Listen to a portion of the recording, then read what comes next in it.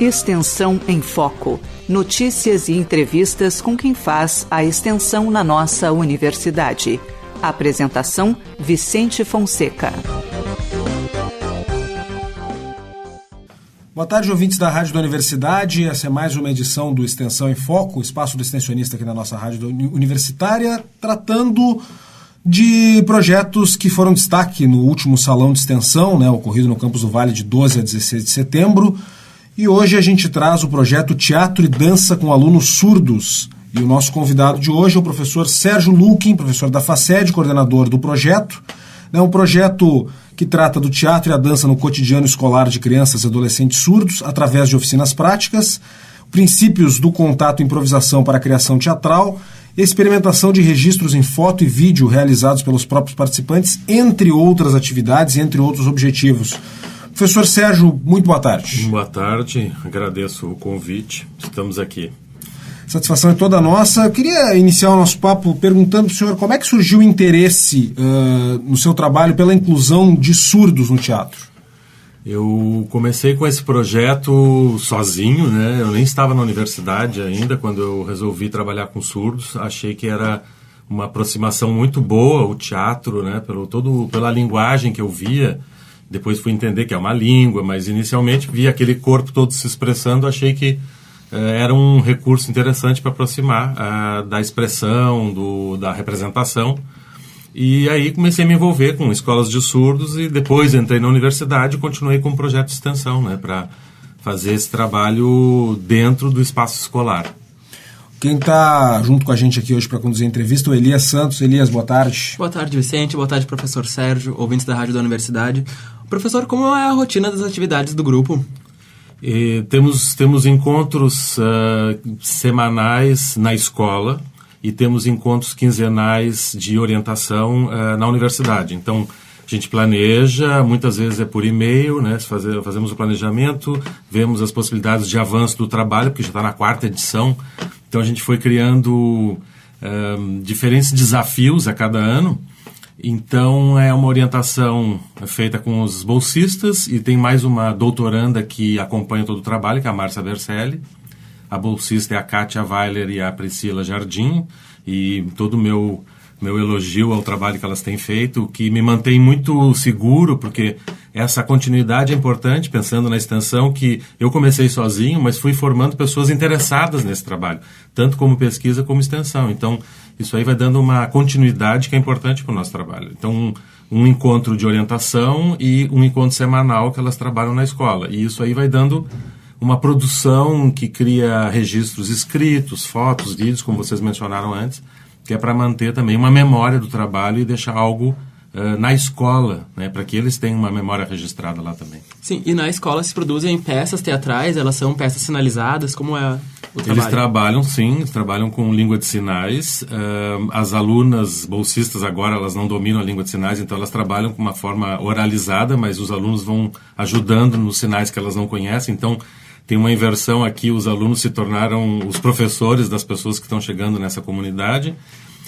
Não trabalham diretamente com o espetáculo, com a forma espetacular, mas trabalham pequenas cenas, exercícios de improvisação, pegam fontes, às vezes da literatura, às vezes de imagens que eles veem na televisão e eles querem reproduzir algum tipo de programa que eles já conhecem, recriando coisas que eles assistem, tanto no cinema quanto na TV. Isso aí é uma fonte para a gente recriar e não fazer uma cópia, evidentemente. Mas a gente não chega num trabalho espetacular no sentido que teria que levar para uma apresentação como se faz fora da escola. Se faz a apresentação dentro da escola e muitas vezes é nos encontros com pais ou com outros alunos onde eles apresentam a produção e ensinam para os colegas que não fazem teatro ou para os próprios pais, como já aconteceu, alguns dos exercícios que eles vão vivenciando. É mais um processo de criação contínuo e eventualmente surge algum resultado. O senhor é professor da Faculdade de Educação, aqui da URGS, mas também é ator, já participou de filmes conhecidos, do cinema nacional. Foi a partir dessa sua experiência como ator que surgiu a ideia e a importância, a ideia da importância de trazer a expressividade do teatro para esse público? Sim, vem da minha formação de ator. Uma época eu estive morando na Espanha e eu vi muito trabalho feito no sentido da inclusão. E achei que essa experiência da pantomima ou da mímica, porque eu não conhecia nada de língua de sinais, achei que sem ter a palavra, o meu corpo também poderia criar uma forma de comunicação muito eficaz, muito ágil. Então foi a partir dessa visão. Depois eu vi que havia uma língua e que, portanto, podia ter tanto a expressão do corpo quanto a própria língua e uma manifestação cultural sendo registrada, né, sendo criada. Mas surge justamente na minha formação artística. E eu me formei no bacharelado em teatro aqui no Instituto de Artes da URGS. E fui em direção ao processo pedagógico justamente por ter contato com escolas de surdos. E isso é que me levou para a Faculdade de Educação. E o senhor certamente aprendeu bastante a respeito da língua brasileira de sinais nesse trabalho todo. Sim, aprendi muito, e na imersão com a comunidade tu vai ganhando agilidade, porque ela vai se alterando à medida que vão surgindo novos eventos ou novos espaços na cidade, os sinais vão se modificando. Então tu tem que estar imerso nessa língua. Eu agora, como estou um pouco fora, eles riem, né? Eles me criticam porque dizem que meu sinal é velho, eles fazem o sinal sinal velho. Eu digo, mas eu consigo me comunicar bem. Realmente é na imersão com a comunidade que a língua se desenvolve, né? Quando a gente estava montando a nossa entrevista, surgiu aqui algo que me chamou a atenção, que é os princípios do contato e improvisação para a criação teatral. O que seria essa técnica do contato e improvisação, professor? O contato é um trabalho que surge fora do Brasil, mas ele se desenvolve muito aqui e é feito não é uma forma dançada como a gente conhece, mas ela resulta num movimento dançado a partir de justamente contatos do corpo, apoios, suportes que um corpo dá para o outro. Então tem todo um envolvimento das pessoas que estão no trabalho sem necessariamente ter uma coreografia pensada na maneira tradicional. Pode usar música, mas ela não parte do princípio da música, ela parte justamente do movimento, ritmo e, sobretudo, essas composições que os corpos fazem. Às vezes tem um pouco até, eu diria, de malabarismo, porque tu pode, por exemplo, plantar uma bananeira, ou outra pessoa te suporta, tu encosta nas costas, rola pelo chão, rola por cima do outro. É a palavra do contato mesmo, e ela tem uma liberdade de criação muito grande, porque tu não tem uma coreografia padronizada, e surge da interação entre as pessoas, do aquecimento, da interação. Então, é como a palavra já diz, é a partir de um contato físico muito grande. Professor, hoje a URGS oferece a disciplina de Libras para vários cursos da universidade e também tem o curso específico de intérprete no Instituto de Letras. Mas esse conhecimento todo ainda não foi refletido nas escolas públicas. Qual que é o grande desafio para que a gente vire esse jogo, na sua opinião? Eu acho que esse incentivo que as licenciaturas conheçam a língua de sinais. Eu já sei de algumas escolas onde as crianças, desde a educação infantil, elas já começam a brincar com a língua de sinais, porque é fascinante, né? O dia que a pessoa começa a se envolver com isso, ela se dá conta que tem todo um campo possível de conhecimento da sociedade em relação às diferenças, e todo o gesto da gente ele tem muito significado. Então tu começa a entender como que a gente conta muitas coisas pelo corpo, mesmo não dominando a língua de sinais. Depois passa a ser uma diversão. Eu acompanho várias turmas aqui na Faculdade de Educação e vejo eles se preparando para uma prova. Então eu vejo o prazer que eles demonstram em descobrir essa nova língua que está aqui, à disposição de todo mundo. Tem que incentivar justamente a formação desses futuros professores. E isso que tu falaste, eu acho que tem que trabalhar politicamente para que os professores que não conhecem tenham pelo menos um domínio básico. Nem todas as escolas vão ter alunos incluídos, mas aquelas onde houver inclusão, é necessário que as pessoas dominem, pelo menos para dar uma boa receptividade a essas pessoas que chegam num mundo que elas muitas vezes se sentem perdidas ou afastadas, né, desligadas. Eu acho que são campanhas públicas por política da educação e, sobretudo, essas novas gerações que já vão se formar conhecendo esse universo cultural, né? O senhor está otimista com esse cenário, então, em geral, assim, a respeito do crescimento, digamos assim? Eu estou otimista, porque a gente vem batalhando há décadas, né, nessa direção. Temos um avanço muito grande. O próprio vestibular da URGS recebe alunos surdos, tem intérpretes, recebemos alunos cegos, cadeirantes. Eu acho que tem todo um movimento social. E agora, por exemplo, vendo as campanhas para a eleição, todo mundo tinha um intérprete, né? Aparecia aquele quadradinho. Inclusive, né, nos discursos. Nos discursos, de vitoriosos e derrotados. Né? E acho que isso aí é uma demonstração de compreensão de todo um público. E vou falar, inclusive, de pessoas que têm perda auditiva, elas não são surdas, Mas muita gente, por exemplo, idosa, tem perda auditiva, não é que eles vão aprender a língua de sinais, mas muitas vezes a expressão de um sinal ajuda na compreensão do que a pessoa está escutando, né? Então, por exemplo, os meus alunos surdos reclamam que os meus filmes, já que tu falaste na minha participação como ator, os filmes brasileiros, eles não têm legenda em geral. Então, os alunos surdos aqui no Brasil, eles reclamam que os filmes brasileiros são os que mais deixam eles de fora. Se eles veem um filme estrangeiro, eles têm a legenda. E pessoas também com dificuldade de audição, que não são surdas, elas também precisam da legenda nos filmes brasileiros, né? Na televisão tu tem a opção da tecla, né? Para ler a legenda, que não é muito bom, mas favorece. Mas os filmes, né? Isso aí é uma coisa que a gente não pensa, né? No filme brasileiro não precisaria de legenda? Talvez sim, né? Pessoas seriam incluídas nessa arte. A partir da experiência que o senhor está tendo nesse projeto, que é anterior, inclusive, ao seu trabalho aqui dentro da URGS, como é que o senhor enxerga a influência do teatro na expressividade desse público? Eles apreciam muito esse trabalho, eles gostam muito. Nem todos os surdos têm a habilidade para a expressão teatral, porque tem também esse senso comum, porque eles falam uma língua que tem gestos e movimentos, mas eles são ótimos contadores de história, justamente porque eles descrevem o panorama.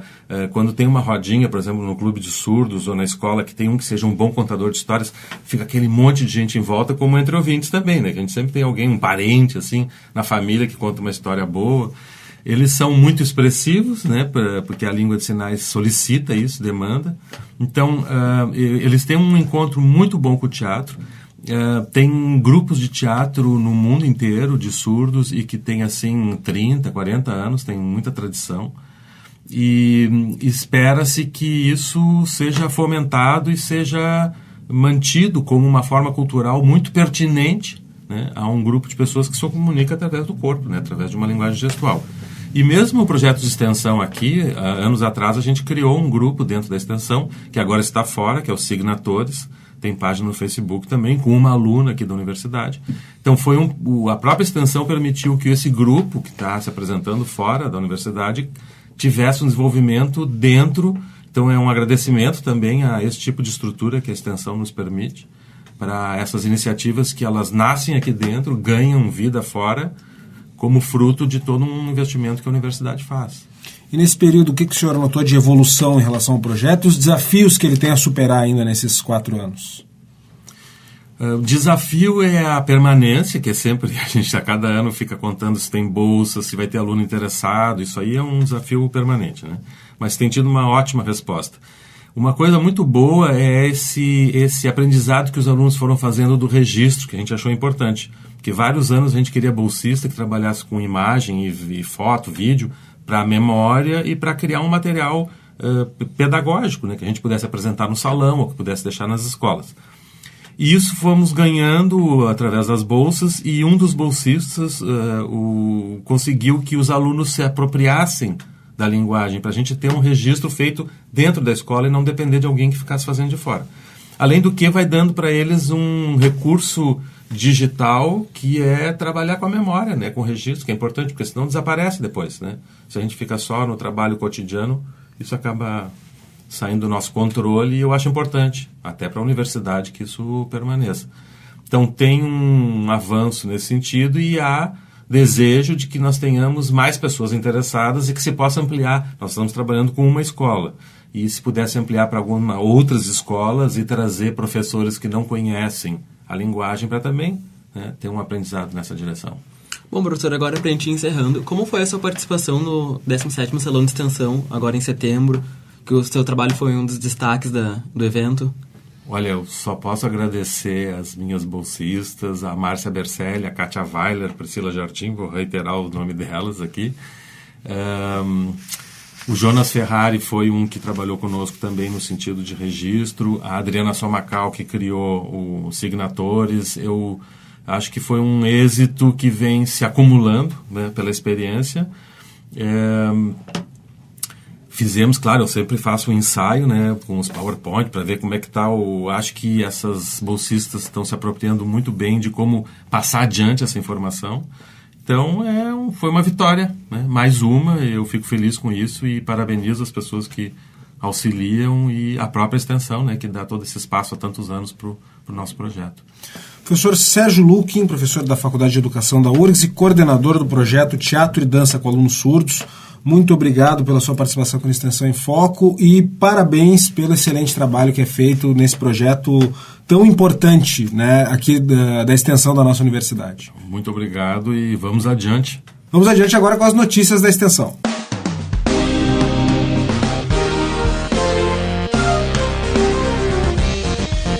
Ocorreu ontem a inauguração da exposição E do Barro Fez-se Vida, Arte, Memória e Resistência da Escola Porto Alegre.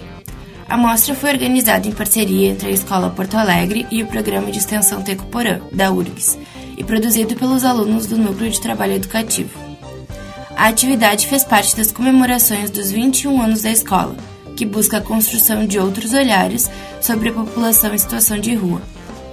As obras em cerâmica e gravuras em papel artesanal ficam em exposição até o dia 27 de outubro, no Espaço Teresa Franco, na Câmara Municipal de Porto Alegre. Acontece até amanhã a exposição Nilza Hertel Experimentações Gráficas, dedicada à obra da artista gaúcha. A mostra pode ser vista no Centro Cultural CR Veríssimo, localizado na Rua dos Andradas, 1223. Com curadoria de Helena Cahan e Maristela Salvatore, a exposição está aberta das 11 da manhã às 6 da tarde. A atividade integra as comemorações dos 25 anos do Programa de Pós-Graduação de Artes Visuais do Instituto de Artes e é promovido pelo Grupo de Pesquisa Expressão do Múltiplo, CNPq, com apoio da Pró-Reitoria de Extensão da URGS. A entrada é gratuita. Em outubro, a Sala Redenção apresenta na sessão Em Cartaz a terceira edição da Mostra Cinema pelo Mundo, em parceria com o Sesc-RS. Serão exibidos 9 filmes, de diferentes estilos, escolas e nacionalidades, realizados entre os anos de 2010 e 2014. Nesta segunda-feira, a Sala Redenção apresenta o filme Pais e Filhos, às 4 da tarde, e o filme Sonho de Wadi, às 7 da noite. O cinema universitário fica na rua Engenheiro Luiz Englert, sem número, no campus centro da URGS. A mostra Cinema pelo Mundo acontece até o dia 31 de outubro. O Extensão em Foco tem produção e apresentação de Vicente Fonseca e Elias Santos. Notícias por Isabela Ribeiro, técnica de Luiz Fogassi. Voltamos semana que vem. Extensão em Foco. Notícias e entrevistas com quem faz a extensão na nossa universidade. Apresentação: Vicente Fonseca.